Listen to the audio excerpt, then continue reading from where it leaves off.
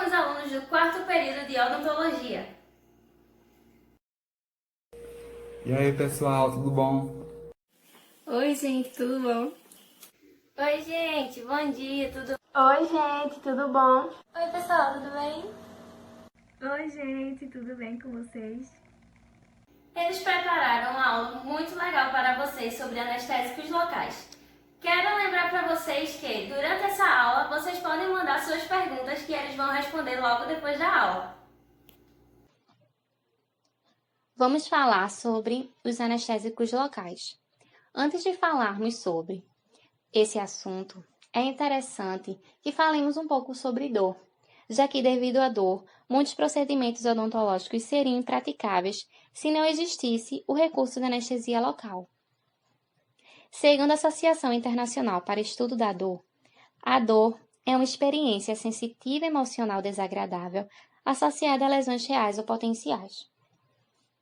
Indo para a parte de anestesia, vamos definir como a perda da sensação em uma área circunscrita do corpo, causada pela depressão da excitação nas terminações nervosas ou pela inibição do processo de condução nos nervos periféricos.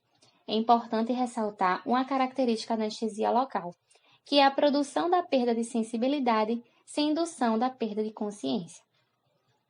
Falando um pouco sobre o histórico, as folhas de coca, elas eram utilizadas como uma forma de anestesia há centenas de anos pelos índios sul-americanos, causando um entorpecimento da boca e língua. Em 1860, a cocaína ela foi isolada.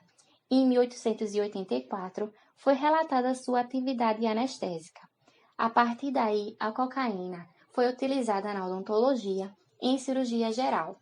Depois, deixou de ser utilizada por conta da sua toxicidade cardiovascular e para o sistema nervoso central. Vamos falar também sobre a composição dos anestésicos locais. Falando sobre a sua configuração química, os anestésicos locais exibem 3 porções. A porção hidrofílica, que permite a injeção nos tecidos, a porção lipofílica, que é responsável pela difusão do anestésico através da bainha nervosa, e a cadeia intermediária, que une a porção hidrofílica e lipofílica de acordo com a sua estrutura química, que permite classificar os anestésicos em ésteres ou amidas. Falando ainda sobre a composição, nós temos o sal anestésico, que pode ser éster ou amida. São justamente os elementos que encontramos na cadeia intermediária. É importante sabermos a natureza da ligação do sal anestésico para definirmos a propriedade do anestésico local. Os anestésicos ligados a ésteres são prontamente hidrolisados em solução aquosa, e os ligados a amidas são relativamente resistentes à hidrólise. Falando sobre o vasoconstritor, que também é um componente, ele é responsável por aumentar a potência, permanecer mais tempo no tecido, prolongar a duração da anestesia e reduzir o risco de toxicidade sistêmica. Os vasoconstritores podem ser aminas simpatomiméticas ou felipressina. As aminas simpatomiméticas podem apresentar ou não em sua estrutura o nucleocatecol. No grupo das catecolaminas, nós temos a epinefrina, que é a mais utilizada, nós temos a norepinefrina e a corbadrina. No grupo das não catecolaminas, nós temos a fenilefrina. Temos também o antioxidante. O antioxidante ele está ligado ao vasoconstritor. Mas por quê? Porque ele tem um componente no bisulfito de sódio, que é o antioxidante, que ele vai evitar que o vasoconstritor seja desnaturado. Temos também a água bidestilada, que ela é o veículo, e temos o cloreto de sódio, que ele vai aumentar a hidrossolubilidade e a estabilidade. Sabe-se que o estímulo doloroso é transmitido pelas fibras nervosas desde sua origem até o cérebro na forma de potenciais de ação, que são propagados por despolarizações transitórias das células nervosas, devido à entrada de íons sódio através dos canais de sódio. Muitas teorias foram propostas ao longo dos anos para explicar o mecanismo de ação dos anestésicos locais. A teoria do receptor específico é a mais aceita atualmente. Segundo essa teoria, os anestésicos locais, na sua forma não ionizada, atravessam a membrana do axônio e penetram na célula nervosa. No interior da célula nervosa, as moléculas ionizadas de anestésico local se ligam a receptores específicos nos canais de sódio, reduzindo ou impedindo a entrada do íon na célula. Isso resulta no bloqueio da condução nervosa e, consequentemente, na percepção da dor. São várias as propriedades desejáveis de um anestésico local, mas listamos apenas as essenciais. De início, a que nos traz mais preocupação é de não ser um irritante tecidual, pois foi esse um dos motivos do sal anestésico procaína sair do mercado de anestésicos tópicos. Não causar alteração estrutural permanente nos nervos. Produzir uma baixa toxicidade sistêmica. Ser eficaz independente de ser infiltrado no tecido ou aplicado topicamente na mucosa. Ter um tempo de ação o mais breve possível. Poder ser facilmente desinfectado externamente. Ser vasoconstritor e, quando não for, não alterar o efeito. Ser de duração suficiente para possibilitar a conclusão do procedimento sem precisar infiltrar novamente, sabendo que a segunda infiltração não é tão eficiente quanto a primeira. E, por fim, mas não menos importante, ser hidrofílico. Ésteres. O grupo dos ésteres se divide em outros dois subgrupos. O grupo dos ésteres do ácido benzoico, do qual se compõe butacaína, cocaína, aminobenzoato de etila, mais conhecido como benzocaína, hexilcaína, piperocaína e tetracaína.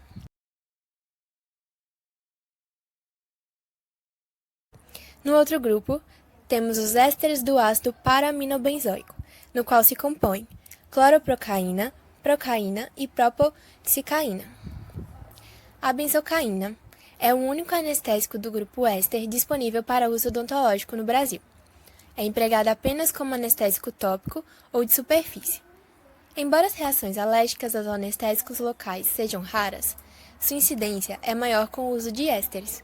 Por isso, a benzocaína não deve ser empregada em indivíduos com história de hipersensibilidade aos ésteres. Na concentração de 20%, a benzocaína, após a aplicação por 2 minutos, promove anestesia mucosa superficial, que deve ser feita em uma mucosa previamente seca, devido à molécula hidrofóbica dos ésteres. Após essa aplicação, a benzocaína diminui ou elimina a dor à punção da agulha, especialmente na região vestibular. No grupo das amidas, os principais fármacos são a lidocaína 2%, que é uma anestesia mais barata, segura, possui seu início de ação de 3 a 5 minutos. Ela é o anestésico mais empregado em todo o Brasil, porém na Alemanha, por exemplo, o uso da articaína vem sendo mais utilizado. Ela possui uma duração pulpar de 5 a 10 minutos sem vasoconstritor e de 40 a 60 minutos com vasoconstritor. Sua duração em tecido mole é de 3 a 5 horas com vasoconstritor. Ela é metabolizada no fígado e eliminada pelos rins, e ela pode ser tópica aos alérgicos aos ésteres. Também temos a mepivacaína a 2% e a 3%. Ela possui seu início de ação de 3 a 5 minutos. Sua duração pulpar é de 20 minutos pela técnica infiltrativa e de 40 minutos pela técnica por bloqueio. Já sua duração em tecido mole é de 2 a 3 horas. Ela também é metabolizada no fígado e eliminada pelos rins. Também temos a prilocaína, 3% e a 4%. Seu início de ação é de 3 a 5 minutos. Sua duração pulpar sem vasoconstritor é de 10 a 15 minutos pela técnica infiltrativa e de 60 minutos pela técnica por bloqueio. Já sua duração pulpar com vasoconstritor é de 60 a 90 minutos. Sua duração em tecido mole sem vasoconstritor é de 2 horas pela técnica infiltrativa e de 3 a 4 horas pela técnica por bloqueio. Já sua duração em tecido mole com vasoconstritor é de 3 a 5 horas. Ela é metabolizada no fígado e nos pulmões e eliminada pelos rins. Ela é contraindicada para pacientes portadores de anemia, alterações respiratórias ou cardiovasculares.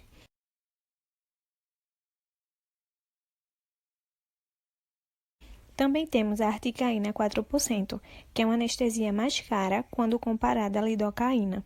Ela possui seu início de ação de 1 a 2 minutos pela técnica infiltrativa e de 2 a 3 minutos pela técnica por bloqueio, quando diluída de 1 para 200 mil.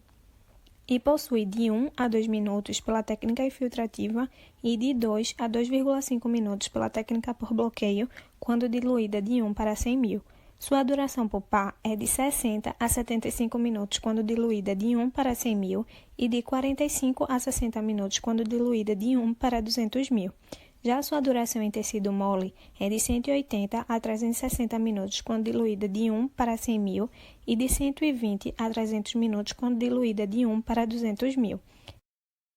Ela é metabolizada no fígado e no plasma sanguíneo e eliminado pelos rins. Ela também possui o anel tiofeno, que lhe ajuda na difusão tecidual. Ela pode causar parestesia quando efetuada pela técnica por bloqueio. Ela também possui uso em adultos, idosos e pacientes com disfunção hepática. Também temos a bupivacaína a 0,5%, que possui seu início de ação de 10 minutos, uma duração pulpar de 60 minutos, já sua duração em tecido mole é de 3 a 5 horas pela técnica infiltrativa e de 8 a 12 horas pela técnica por bloqueio. Ela é metabolizada no fígado e eliminada pelos rins, possui uma longa duração de ação e é contraindicada para pacientes menores de 12 anos devido ao risco de úlcera hepática. Também temos a ropivacaína e a etidolocaína, que possuem uma longa duração de ação, propriedades similares à bupivacaína. Ótima aula, né, pessoal? Então vamos agora no chat conferir as perguntas que vocês mandaram para o nosso grupo responder. E a primeira pergunta é: todo anestésico local precisa de um vasoconstritor? E essa pergunta, quem vai responder é Ruth Santos.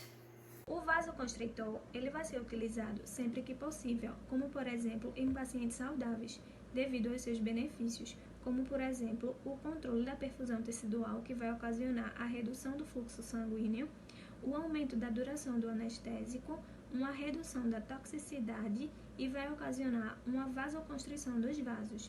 Porém, para pacientes que possuem algum comprometimento sistêmico, como algum problema cardiovascular, neurológico, é recomendado que não se faça o uso do vasoconstritor, como por exemplo em uma urgência odontológica onde o paciente chega e não se tem uma recomendação prévia.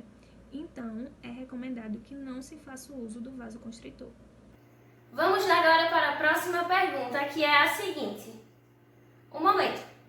A produção aqui está dizendo que a professora Marina Moreno está doando 10 tubetes anestésicos para cada aluno do 4º MA. Muito obrigada, professora. Podemos ver aqui que além de uma live educacional, também temos uma live solidária. Vamos agora para mais uma pergunta. E quem vai responder essa é Maria Beatriz. E a pergunta é a seguinte: qual é o melhor anestésico local? Nós temos a lidocaína como padrão ouro, porque ela é segura, ela é de ação rápida, ela é potente, ela é bem infiltrada nos tecidos e ela também tem um bom custo-benefício. Porém, na anamnese, a gente pode descobrir algumas situações da saúde da pessoa que tem outros anestésicos que sejam melhor do que a lidocaína para determinadas pessoas. Por exemplo, a maioria dos anestésicos, eles são hidrolisados no fígado.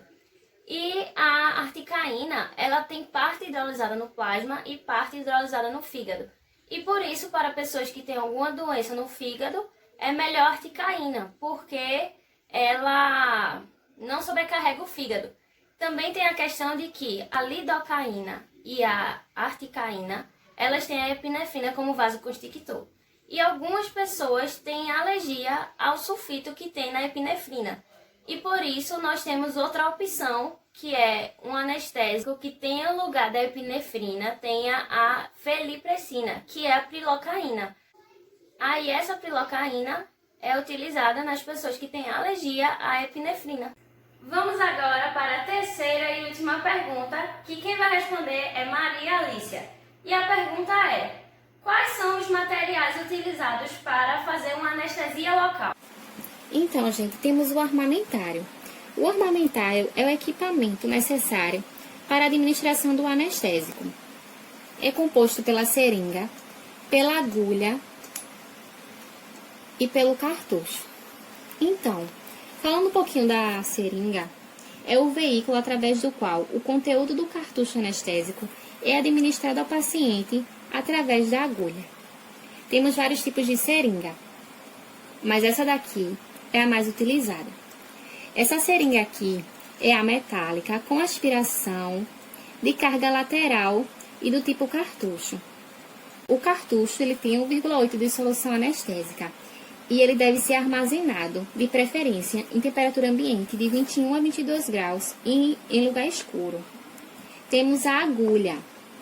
A agulha é um instrumento que permite a passagem do anestésico do cartucho para os tecidos. Elas devem ser estéreis e descartáveis.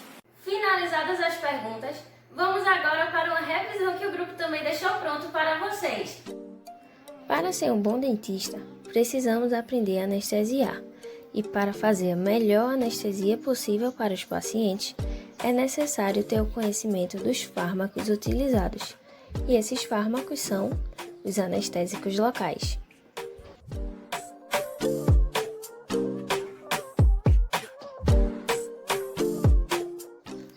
Falando um pouco sobre o mecanismo de ação dos anestésicos locais, vimos que eles exercem seu efeito através do bloqueio dos canais de sódio regulados por voltagem, inibindo assim a propagação dos potenciais de ação ao longo dos neurônios. Indo agora para a composição dos anestésicos locais, nós temos que mencionar sal anestésico, temos éster ou amida, antioxidante, o bisulfito de sódio, vasoconstritor, temos um exemplo a epinefrina, o veículo é a água bidestilada e o cloreto de sódio, que aumenta a hidrossolubilidade. Mas qual é a classificação dos anestésicos locais? Nós temos os ésteres, amidas e quinolinas. Nos ésteres, nós temos dois grupos. Ésteres do ácido benzoico, que temos como exemplo butacaína, cocaína, aminobenzoato de etila, hexilcaína,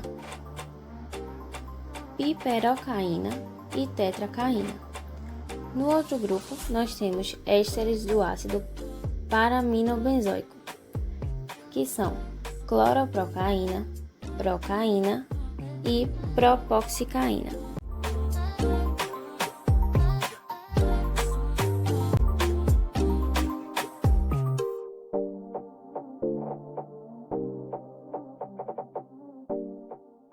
No grupo das amidas, nós temos articaína, bupivacaína, dibucaína, etidocaína, lidocaína, mepivacaína, prilocaína e ropivacaína. Por fim, nós temos as quinolinas e temos um exemplo, que é a centibucridina. E essa foi a nossa revisão de anestésicos locais. E assim finalizamos a nossa live educacional. Espero que tenham gostado e até a próxima. Fique em casa! Valeu, pessoal! Até a próxima! Tchau, gente! É isso. Obrigada! Tchau, pessoal!